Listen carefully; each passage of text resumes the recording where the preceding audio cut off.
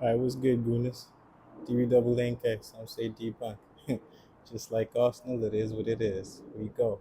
That's what I'm here to do, though. I'm here to kind of debunk it. What's going on with Arsenal, right? Newcastle nil, Arsenal. I got it messed up. See, I'm still dreaming. Newcastle 1, Arsenal nil. So what's really going on with Arsenal? All right, so has Mikel Arteta actually peaked?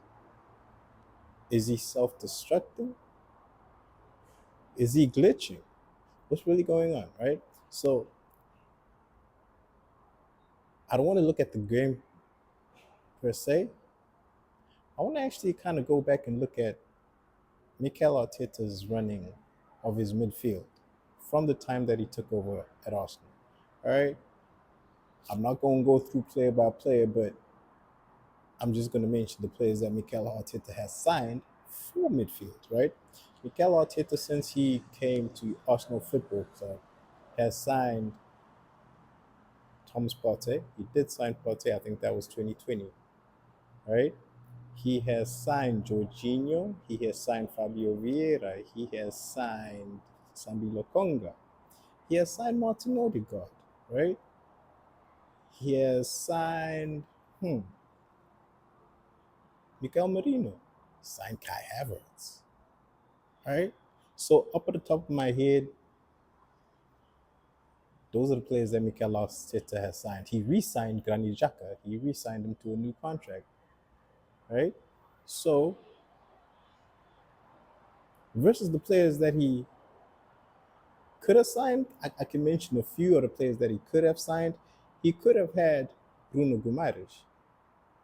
He could have had, what's that boy's name at West Ham United? Lucas Paqueta, right? He could have had Douglas Luiz.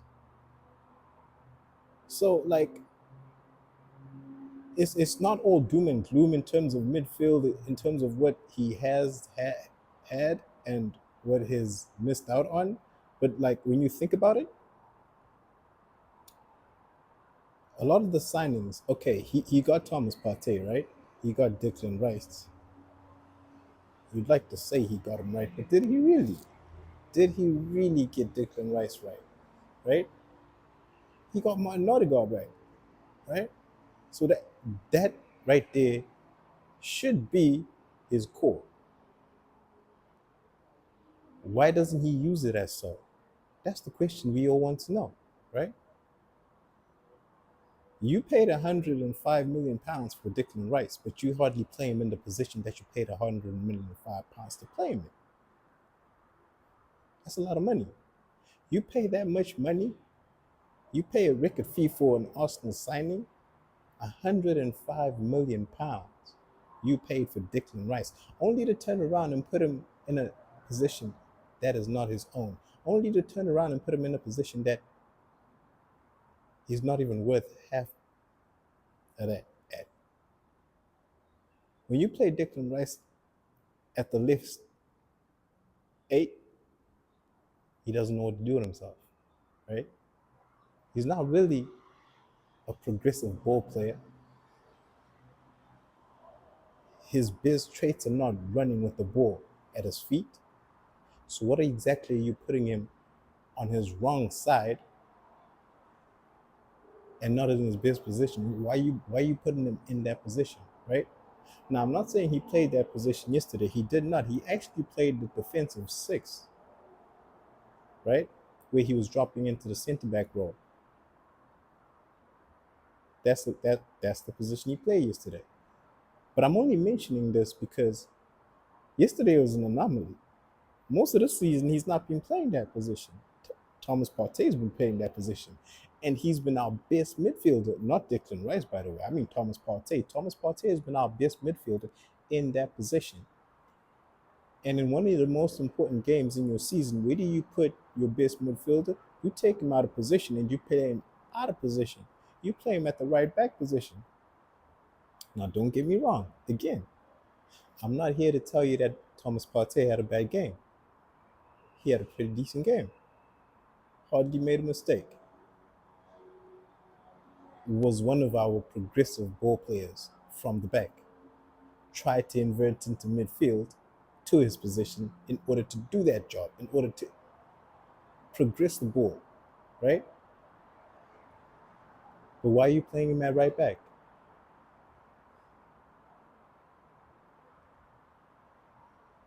Why couldn't you play Timber at right back? I understand Ben White is not fit. Why not play Timber at right back? Trust Miles Lewis Skelly at left back, knowing you have that core of Gabriel and Saliba at centre backs. Why couldn't you do that? Why couldn't you leave Thomas Partey in that deep lying six role with Declan Rice in that unfamiliar left eight role? Better yet, if you can play Thomas Partey in that right back role, why can't you play Declan Rice in his £105 million role, sixth defensive line midfield role, right? Why can't you trust Thomas Partey to play that left eight role if you can trust him to play that right back role? You don't think he can do a better job than Declan Rice does at that left eight role?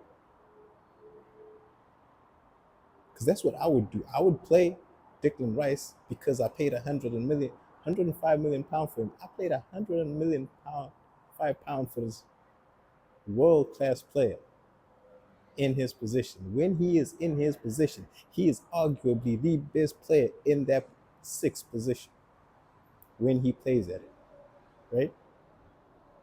Why not play him? You paid that money to play him, to have him play him in the position that he is best at, that he is worth paying that money for at. Play him there. If you're gonna trust Thomas Partey to play in the right back role, what stops him from flourishing in the left eight role? Right? Martin Odegaard is injured. Trossard is not that great in the 10. We've seen what Naneri can do. Why not trust him in that 10 position? Right? You got two experienced midfielders behind you. Let's see what you can do. Go out there. Come on, boy. Show the world what you got. It's at your feet. You got the world at your feet. Show us what you can do.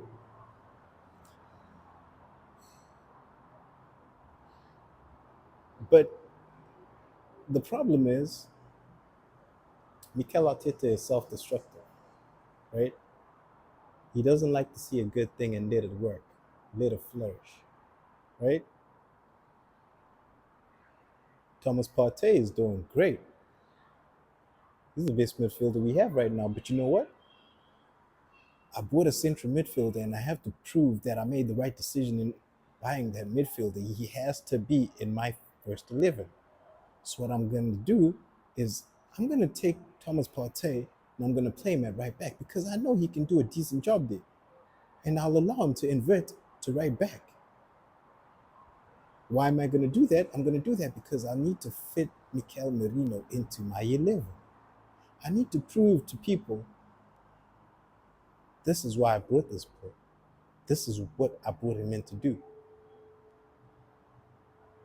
What can Mikel Merino actually do, you ask? This is what I'm asking. To be honest, I watched the Euros. I didn't really watch Spain. But the few times I did watch them, where was Mikel Merino? He was on the bench. He was in the 10 position. He was in the 8 position. He was in the defensive midfield position. So I don't really know what he's good at, right? He scored a goal. People talked about him. He won the game for his country. That's going to happen. Now, as we all know, Mikel Arteta loves a bargain. He saw an opportunity. Ooh, I got a hole in my midfield. Granit Xhaka left, the left 8. This is a left 8 right there, right? Who plays for a national team that just won the Euros. If I buy him, he can do a job in my if Spain can win the Euros with him, Arsenal surely can win the Premier League, the Champions League, the FA Cup at least, the League Cup, with Mikel Merino starting in that left 8 position, right? I mean, even in the 10, why not? So I'm stuck over here. I'm not Mikel Arteta. I don't know what Mikel Arteta sees in this man. But I'm looking at this man and I'm saying, what is he really good at? Is he defensive? Is he a ball runner? Is he a ball player? Mikel Merino, what are you? And I've been watching you because you're an Arsenal player now. And the more I see you, the more I'm convinced you're okay at a lot of things, but you're not actually good at anything.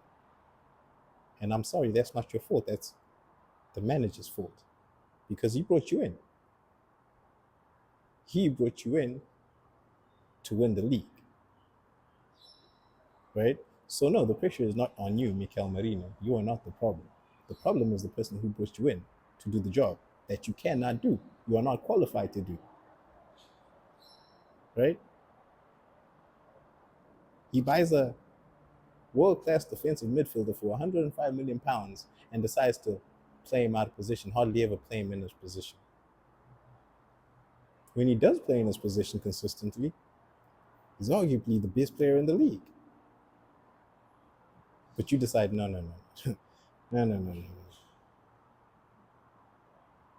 Because you're not good at progressing the ball from that position, I'm going to play you in a slightly different position, right?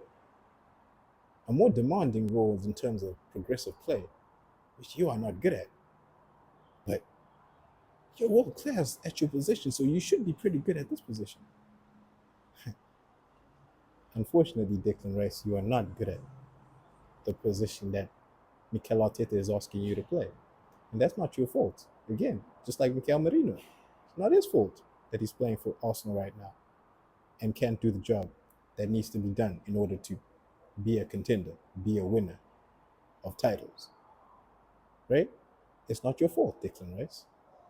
Whose fault is it? Your manager. He's managing you wrong.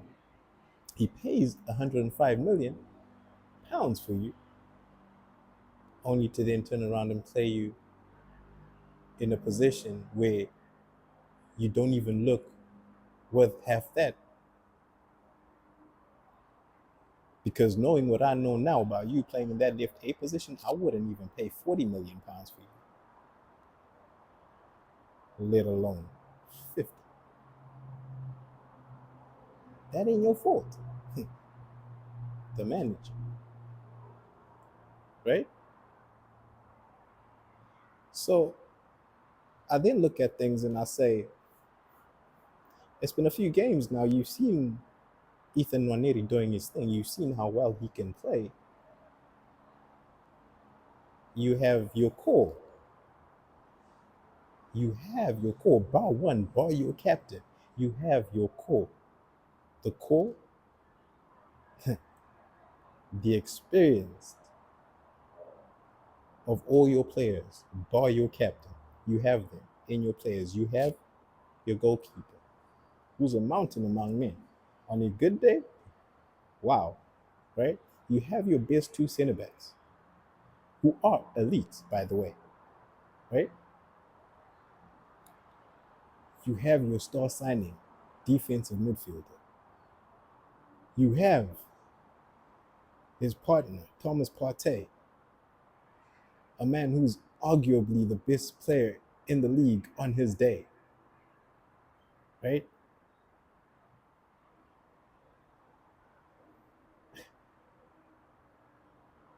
I'm not nah.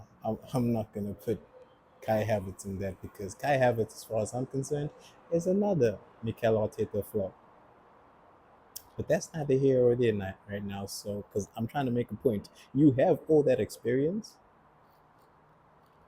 yet you don't trust to put a kid that has shown up time and again for you, that you have thrown in the deep end time and again, You have your core, you have your experience, bar your captain. You have all the experience you need in order to trust your young talent, Ethan Nwaneri. But you want to throw him in when you're desperate. That's when you want to lean on him. At your worst,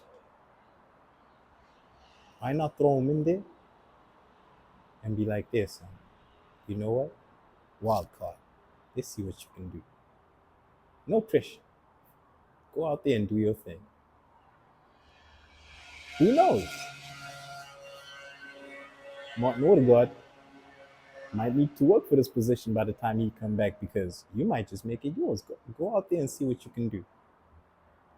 I might need to do what I do best for Martin Odegaard and move things around in the team for him just so he can fit back in the starting 11 just because I can't take you out. If you do what I know you can, what you know you can, what you want to show the world you can. If you do that, Martin Odegaard will struggle getting back into this team, and he's the captain. You don't want to do that. What you want to do, you want to put this child under pressure. I shouldn't even say child, he's a young man. 17-year-old young man. You want to put him under pressure. You want to throw him into the deep end when you're at your worst, when you're at your lowest. You need him to pick you up. He's your drug. That's not fair to him because you're taking away moments from him. You're taking away a lot of learning curve from him. What you need to do is trust. Right? What you should be doing, I'm gonna give you an easy solution. Easy solution, right? Right now, your captain is out. Hopefully coming back soon. You got your defensive core, right? Saliba Gabriel. Play Declan Rice at the position that you paid all that money for him at, right? Play him in that deep lying 6 role. Let him do what he's good at, what he's best at. Let him defend. Play Thomas Partey in that left 8 role. If he can play that right back role, he can play that left 8 role, right? You got that core. Spectacular core, by the way, right?